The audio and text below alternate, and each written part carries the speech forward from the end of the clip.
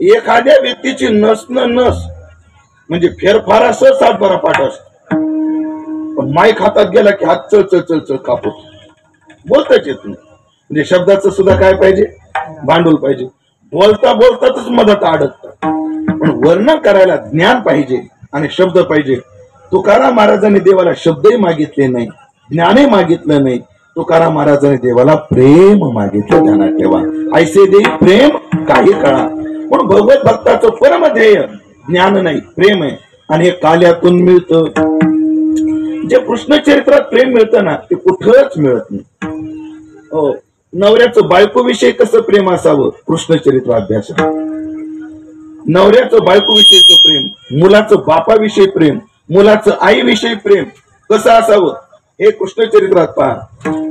पुरुषाचं मित्राचं मित्राविषयी प्रेम कसं असावं हे पहा. मग कृष्ण चरित्र ज्ञाना करता नाहीये, कृष्ण चरित्र प्रेमा करता. प्रेमाचा आदर्श. सगळं वेळेच्या मर्यादेत सांगणं, तेवढ्या कथा सांगणं शक्य नाही. मित्रप्रेम कसं असतं हे कृष्ण चरित्रात पहा. मित्रप्रेम पहा कसं आहे. काय झालं, वडजा नावाचा गोपाळ, त्याचं नाव काय, वडजा. आई म्हणली, वडजा इकडे. काय गाय, अरे सुंदर ताक केले, उन्हाचा कार्य, जरा ताक पे, थंड थंड, पोटाला बरं असतं म्हणजे. आणि ताकाचा तांब्या वडजाच्या मायनं कुणाच्या हातात दिला, वडजाच्या हातात दिला. वडजाला ताकाचा बोट घेतला, असं चवदार ताक लागलं, ज्याचं माप ते. तुम्हाला दोन गोष्टी सांग. आपलं कोणावर प्रेम आहे, खरं प्रेम आहे, हे ओळखण्याचं एक लक्षण आहे. आणि आपल्यावर कोणाचं खरं प्रेम आहे हे ओळखण्याचं एक लक्षण आहे. माझं कोणावर प्रेम आहे हे ओळखण्याकरता एक लक्षण सांगतो, आणि माझ्यावर कोणाचं प्रेम आहे एक ओळखण्याचं लक्षण सांगतो तुम्हाला. लय सोपं आहे. इकडं पहा, चांगली वस्तू तुमच्या हातात आली की तुम्हाला ज्याची आठवण येते ओळखून जावं आपलं त्याच्यावर खरं प्रेम आहे. आणि आपल्यावर संकट आलं की आपल्याला जी व्यक्ती आठवते ओळखून जावं त्याचं आपल्यावर खरं प्रेम आहे. सुखात कोणाची आठवण येते, ज्यांचं आपलं ज्याच्यावर प्रेम आहे. आणि दुःखात कोणाची आठवण येते, ज्याचं आपल्यावर खरं प्रेम आहे. म्हणून पहा, पेढा खाताना कोणाला बायको आठवल, कोणाला मुलगा आठवल, पण पायाला जेव्हा ठेच लागते ना तेव्हा अगं आई ग मायच आठवते त्यांना, कारण त्याचं खरं प्रेम आपल्यावर आहे. तात्पर्य, या माता माऊली आल्या ना एवढ्या कीर्तनाला, सगळ्यांच्या पिशव्या उचकून बघायच्या, कॅरी बॅग, रुमाल, कागद, सगळे बघा तुम्ही. का, त्याचं कारण आहे. ती कॅरी बॅग काय, त्यांच्याकडे तो रुमाल का आहे, त्याचं कारण आहे. कारण आहे, त्या जेवायला बसल्या, तुम्ही बुंदी वाढली की त्याच्यात एवढी बुंदी त्या बाजूला ठेवणार आहे. ही चोरी नाही, एवढी बुंदी बाजूला ठेवणार आहे. प्रसाद दिला, थोडा काल्याचा प्रसाद सोबत बांधून घेणार. का, अहो मी कीर्तनाला आले पण माझं लेकरू घरी आहे त्याच्यासाठी नाही.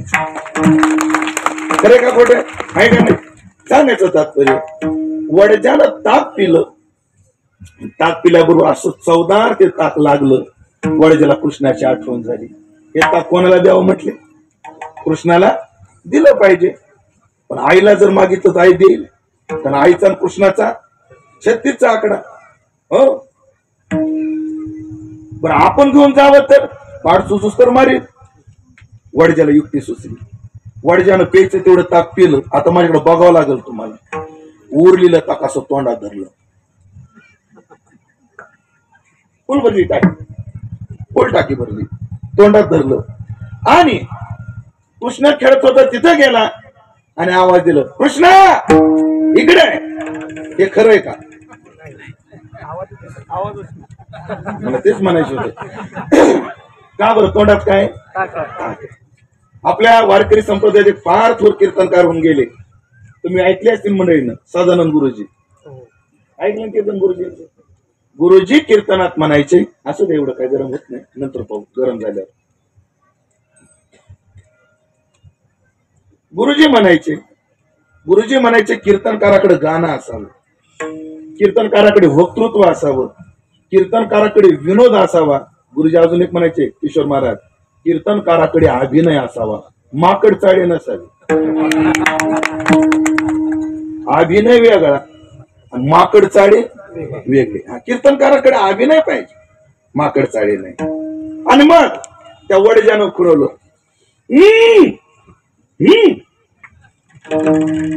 कृष्णाला जोड काय रे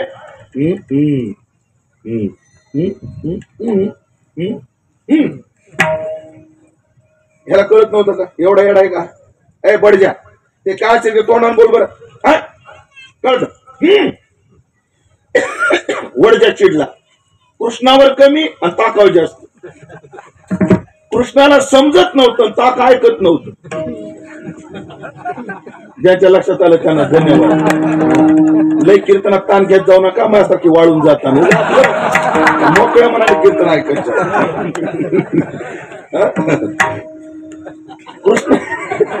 कृष्णाला समजत नव्हतं ताक ऐकत नव्हतं ते वटावटानं खाली चालवत वडजा मोठा हुशार वडजा पैलवान केडाके शिकलेला वडजानं कृष्णाच्या पायात पाय टाकला कृष्णाला खाली पाडलं त्याचं नाक दाबलं आणि कृष्णानं आ केलं आणि वडजानं आपल्या तोंडातली ताकाची गुळणी त्याच्या तोंडात टाकली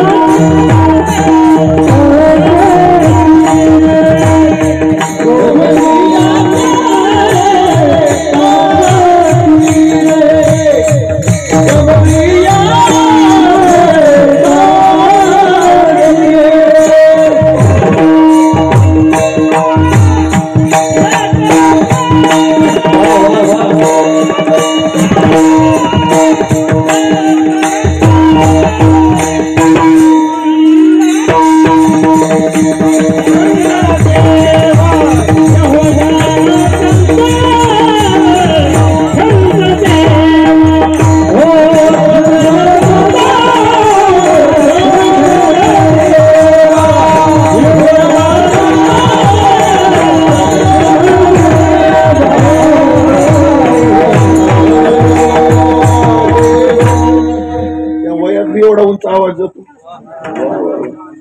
मला ह्याच्यात एकच प्रमाण आठवतो पिकल्या पानाचा पान पिकलं पण ते हिरवाय अजून काय अडचण नाही असं गवळीयाचे ताक फिरे काय प्रेम आहे महाराज या कृष्ण चरित्रात अतिव प्रेम आहे अतिव प्रेम हे प्रेम आम्हाला व्यवहारात नाही मिळणार मला वाटतं एवढा प्रयोग उद्या घरी गेल्यावर करायचं ए पोरो उद्या काय करायचं सकाळी दूध पिलं की तोंडात दूध धरायचं बापाजवळ जायचं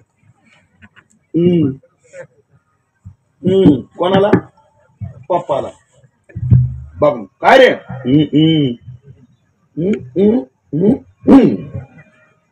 तेवढा जर बाप ऐकला नाही बापाला आडवं पाडायचं नाक दाबायचं दुधाची गुणी त्याच्या तोंडात सोडायची फक्त त्यानं मुस्कडात मारली तर मला सांगा यायचं हे संसारात मिळत नाही हे अतिव प्रेम म्हणून दही आणि लाही एवढ्याकडे पाहू नका याचं ध्येय जे प्रेम आहे त्याच्याकडे काल्या त्या नजरेनं काल्याला पहा काला म्हणजे काय आहे परमात्म्यानं दिलेलं प्रेम आहे बरं परमात्मा हे प्रेम कोणालाही देत नाही गीतेत आपलं 10व्या अध्यायात लय गोड ओवे स्वर्ग मोक्ष उपायले हे दोन्ही तयाच्या वहनी केले भगवान म्हणजे माझ्याकडे येणाऱ्या करता पायघड्या टाकल्या म्हणून काय काय ठिकाणी पायघड्या टाकायची काय असते पद्धत असते पण पायघड्या काय टाकतात चादरी बेडशीट धोत्र विशेष असं असतं 3 धोत्रात 4 किलोमीटर महाराज पाय गाड्या घालून नेते कसा ह्या धोत्रावरचा त्याच्या पाय गेला की ते धरायचं पुन्हा पुढे गेला पण देव म्हणतो माझी भक्ती माझ्याकडे येणाऱ्यांना